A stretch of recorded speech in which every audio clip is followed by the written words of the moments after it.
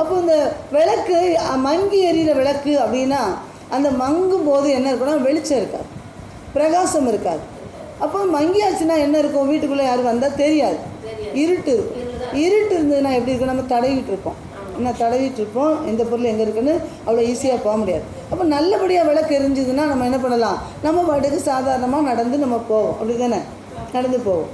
அப்போ ஒரு அந்த காலத்தில் இந்த லைட்லாம் இல்லை, ஃபேன்லாம் இல்லை. அப்போ நான் எனக்கு விவரம் தெரிய முன்னாடி லைட்டு கிடையாதான். அப்போ என்ன இருக்குமா, விளக்கு தான் வச்சுருப்பாங்களா, மண்ணெண்ணெய் விளக்கு.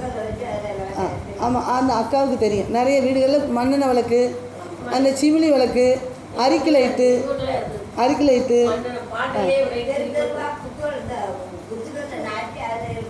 என்ன பாருங்க. அப்போ பின்னைக்காய் லைட்டு, அதுக்கு பேர் என்ன விளக்கு, பின்னைக்காய் விளக்கா. ஏன்னா அது வந்து அப்படி நிற்கிறதுனால, தண்டு மேலே நிற்கிறதுனால. சரி, பின்னைக்கு என்ன. அப்போ ஒவ்வொரு விளக்கு எங்கே இருக்குன்னா உயரத்தில் இருக்குது. என்ன, ஒரு குத்து விளக்கை வச்சு அந்த குத்துக்கள் மேலே வச்சாச்சுன்னா பல பேருக்கு அது வெளிச்சம் தெரியும். கிழக்கஞ்சட்டி வச்சு அதில் வச்சுருவோம், சரியா. அப்போ அந்த விளக்கு வச்சா எதுக்காக வைக்கிறோம், அந்த வெளிச்சம் தெரியட்டும். அப்போ அது வச்ச உடனே என்ன ஆகுது, இருட்டு காணாமல் போயிடும். நம்ம விளக்க போட்டின உடனே இருட்டு காணாமல் போயிடல. இன்றைக்கி உங்களுக்குள்ளே எனக்குள்ளேயும் ஆண்டவர் வெளிச்சத்தை கொடுத்துருக்கிறாரு. நமக்குள்ளே இருக்கிற இருட்டு போயிட்டு, நமக்குள்ளே இருக்கிற இருட்டு இருக்குது பாருங்க, அந்த இருள். நான் சொல்ல இருள்னா என்ன இருக்குது, பிசாசு இருக்குது. என்ன, இருள் அடைஞ்சிருக்கு. ஒரு ஆளை பார்த்த உடனே இருள் அடைஞ்சு போய் இருக்காங்கன்னா அவங்களுக்குள்ள என்ன சரியில்லைன்னு அர்த்தம். அப்படி தானேக்கா, அப்படி தானே. இருள் அடைஞ்சு போயிருந்தாங்கன்னா அவங்க என்ன பண்ணல, சரியில்லை, இருள் அடைஞ்சு போயிருக்கால என்னன்னு பாரு, ஒரு மாதிரி இருக்கால, அருளே இல்லையே அப்படின்னு சொல்லுவாங்க. அப்போ அருள் இல்லைன்னா அந்த இடத்துக்கு அதை சரி செய்யணும் அப்படின்னு பெரியவர்கள் எல்லாருமே சொல்ல நம்ம கேட்டிருக்கோம். அப்போ அந்த அருள் வரணும்னா என்ன செய்யணும், விளக்கு எரியணும். என்ன, விளக்கு எரிஞ்சால் தான் அந்த அருள் வரும், இருள் போகும். அப்படின்னா மங்கின விளக்கு. அப்போ என்ன சொன்னேன், மங்கி எரியும் விளக்கு. மத்தேயு எழுதின சுவிசேஷ புஸ்தகம் 12வது அதிகாரம் 20வது வசனத்தை வாசிப்போம். மத்தேயு எழுதின சுவிசேஷ புஸ்தகம் 12வது அதிகாரம் 20வது வசனம்.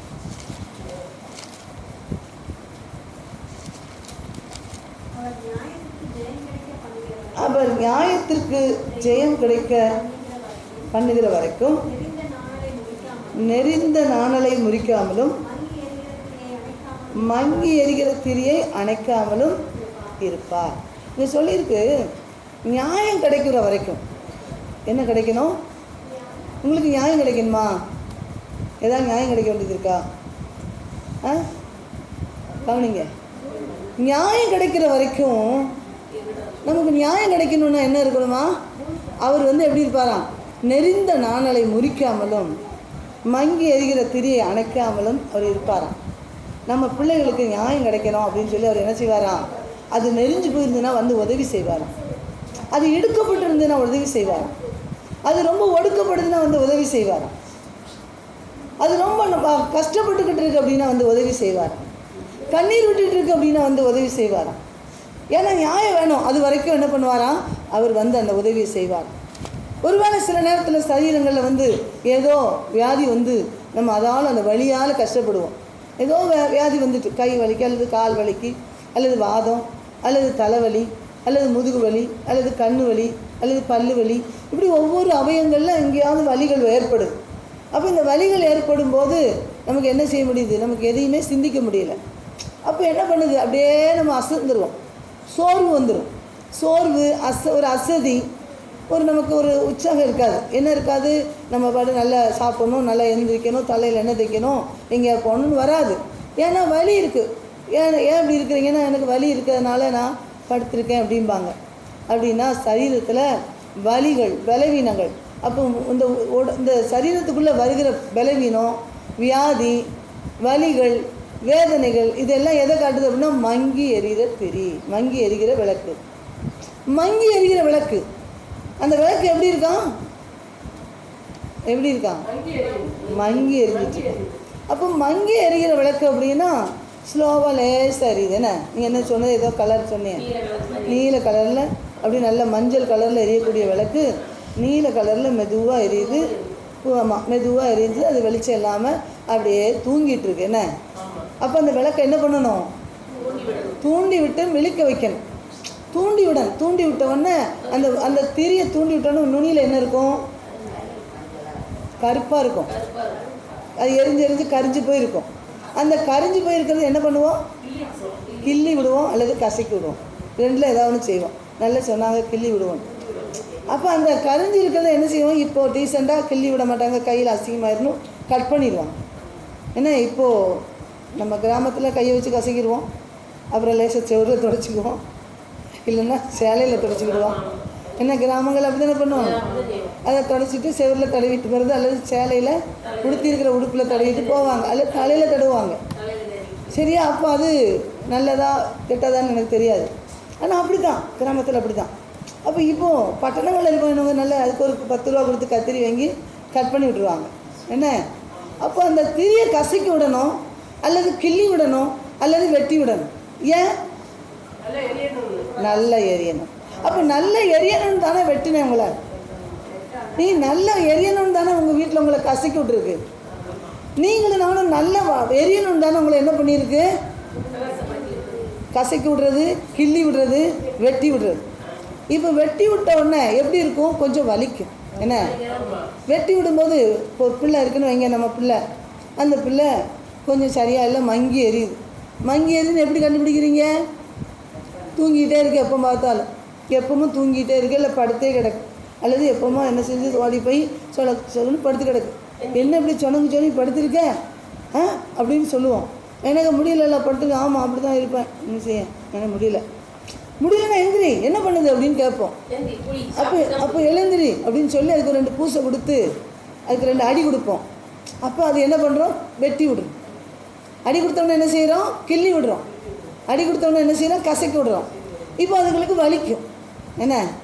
பிள்ளையாக இருக்கட்டும், மகனாக இருக்கட்டும், மருமகளாக இருக்கட்டும், மருமகனாக இருக்கட்டும், புருஷனாக இருக்கட்டும், மாமியார் மாமனாராக இருக்கட்டும், யாராக இருக்கட்டும், அந்த வீட்டுக்குள்ளே அதை சரி செய்வதற்காக சில காரியங்களை கட் பண்ணணும், எரியணும்ல.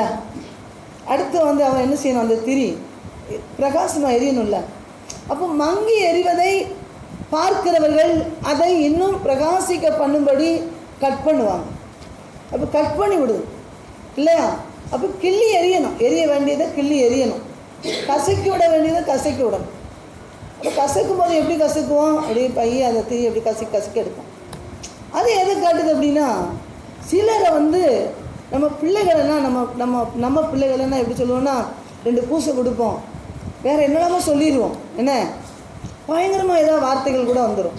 இதே மருமகள்லாம் எப்படி சொல்ல முடியும்? அப்படி சொல்ல முடியாது. அவங்கள என்ன செய்யணும்? கொஞ்சம் கொஞ்சமாக கசக்குவோம் என்ன, டக்குன்னு சொல்ல முடியாதுல்ல. மருமகனை எப்படி சொல்லுவோம்? அவரையும் கொஞ்சம் கொஞ்சமாக கசக்கி தான் கொண்டு வரணும். அப்போ பிரகாசிக்கணும், மங்கக்கூடாதுல்ல. அப்போ மங்கி எறியக்கூடாதுல்ல, அது பிரகாசிக்கணும்னு சொல்லி சில இதை கசக்கும் போது அதை ஏற்றுக்கொள்ள முடியாது. அந்த திரி ஏற்றுக்கொள்ள முடியாமல் எப்படி கசக்கலாம், இனி எப்படி வெட்டலாம், இந்த திரி கேட்கும் உங்களை.